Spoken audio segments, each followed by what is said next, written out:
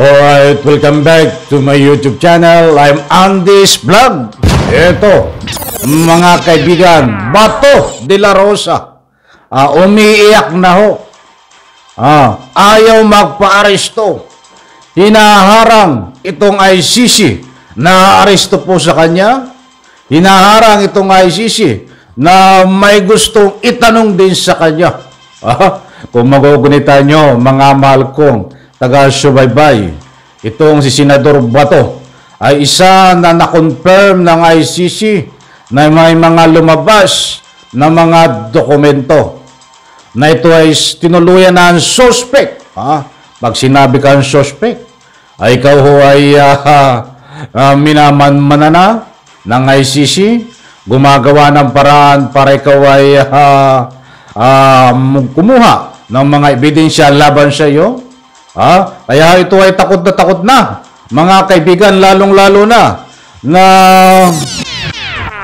sinabi at na hindi harangin. Kinumpirma ng Solicitor General na papapasukin ng ICC sa atin, walang sagabal. Kinumpirma ng ng DOJ na malayang makakapasok sa atin ang ICC. At hindi harangin ng pag-aresto. Dito unang-una kay Digong at siyempre dito kay Bato. Dito muna tayo kay Bato. Dahil ito po ang latest update ngayon na itong si Bato ho ay takot na takot. Inaharang ho itong mga aaresto na ICC. Mga kaibigan, gusto ko muna kunin ang inyong panig.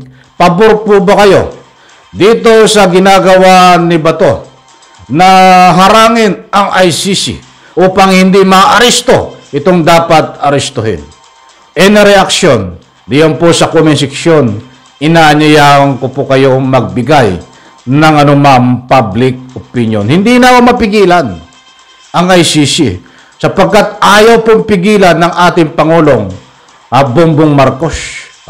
Ay mahabang ho ito. Mahabang panahon ang nilaan para hintayin ho ang desisyon ng ating pamahalaan.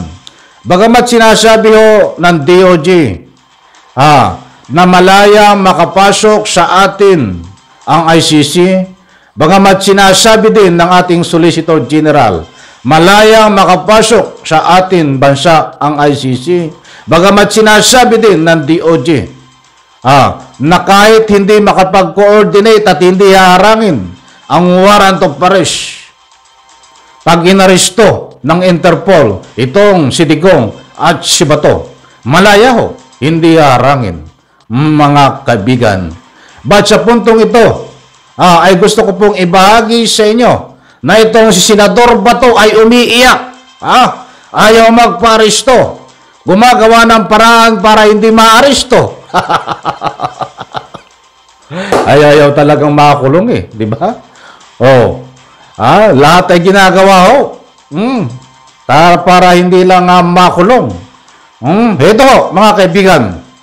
At bibigyan po natin ng kaunting highlight ito. Buhato dito sa ABS-CBN News. Ibibigay ko po sa inyo, ipapakita itong artikulo na ito at mainit-init pa na balita. Ilang hours lang po ang nakakaraan. Nandiyan sa screen. Pwede nyo pong i-screenshot. Ito ho, ABS-CBN News. Isinusulong ni Senador Ronald De La Rosa ang isang batas laban sa pakipagtulungan ng Pilipinas sa ICC. Ito pala ay yun po ang uri ng kanyang pagharang sa ICC. Ano ang sinasado doon? Isa si De La Rosa sa mga suspect sa investigasyon sa naturang korte sa gera kontra droga ng Administrasyon Duterte. Maliwanag po doon. Bato sa GISLO, banning cooperation with ICC. Ayun naman pala.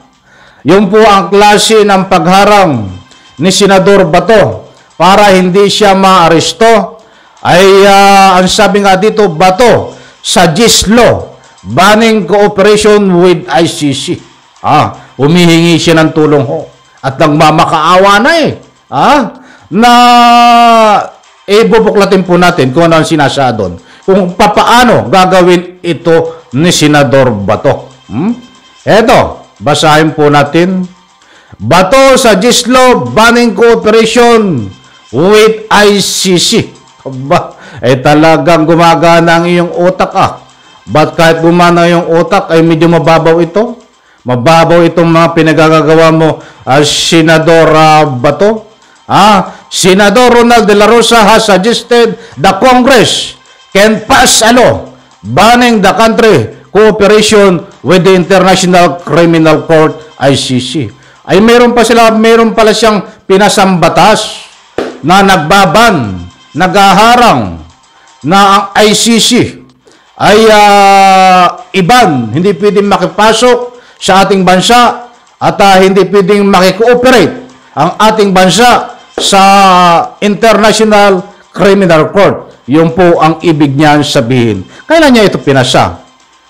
Titingnan po natin In a privileged space, De La Rosa urged the colleagues in the Senate to consider approving a measure similar the U.S. Services Members Protection Act with the expressly prohibited U.S. courts. Ano ba to? Ay sandali lang, malayo na yan sa katotohanan, mga sinasabi niya. And further prohibit extradition to the ICC provision to support in any investigative activity relating in preliminary inquiry. Ayun, De La Rosa said. Prosecution, nasa na? Truly United States. Tandayin lang po Ito. Ano pa ba yung sinasadya dito? Medyo malabo yung mga pinaglalaban nyo dito Walang rekado Ito. But let be done by our own people. Philippine courts, the Philippine rules procedure. Ang pananagutan namin ay sa ating mga kabayan ay hindi sa mga dayuhan. Bay, lumang tuktugin na yan. Mananagot daw sila dito sa taong bayan.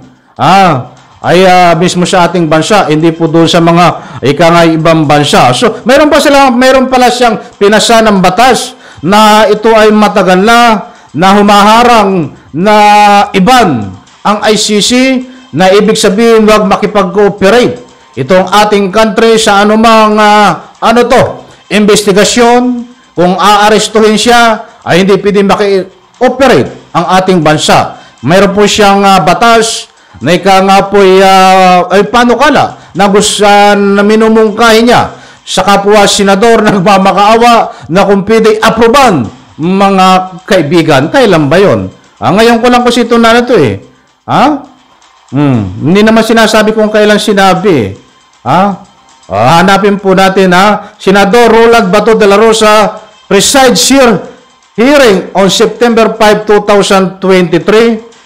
Nasa na Senador Roland de la Rosa suggested Congress can pass a law. Ayun, mayroon pala na batas na nagbabawal ba't hindi pa inaaprubahan. Ngayon ay pinapa-aprobahan nitong si De La Rosa. Nako, De La Rosa, Bato, huwag ka nang umasa. Umasa ka na lang na talagang aarestuhin ka ng ICC.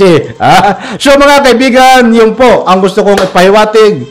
Hinaharang po ni Senador Bato ang ICC na makapasok sa ating bansa para arestuhin siya at si Digong sa pamamagitan po nitong batas na ito na gustong ipasa ndayan po sa Senado, sa Kongreso, mga mahal kong taga-subaybay. Nako po, hintayin po natin ito. Sapagkat mainit na usapin na napakalapit na na nga po'y lumabas ang warrant of arrest. Ayaw ko naman pangunahan ang sino man dito. Unang-unang arestuhin dito, ayon po sa nakuha nating impormasyon ay si Digong.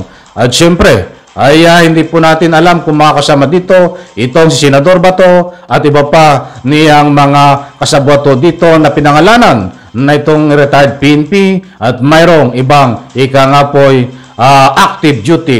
Nandiyan po si Karamat, mga kaibigan. So maliwanag in reaction po dito, talagang umiiyak po si Bato.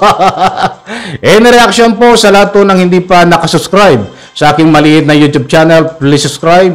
sabay-sabay po nating i-like ang video na ito. Sa lahat ho ng hindi pa nag-skip ng ads, nanonood dito sa aking maliit na YouTube channel, maraming salamat po sa lahat na nagbibigay ho ng public opinion.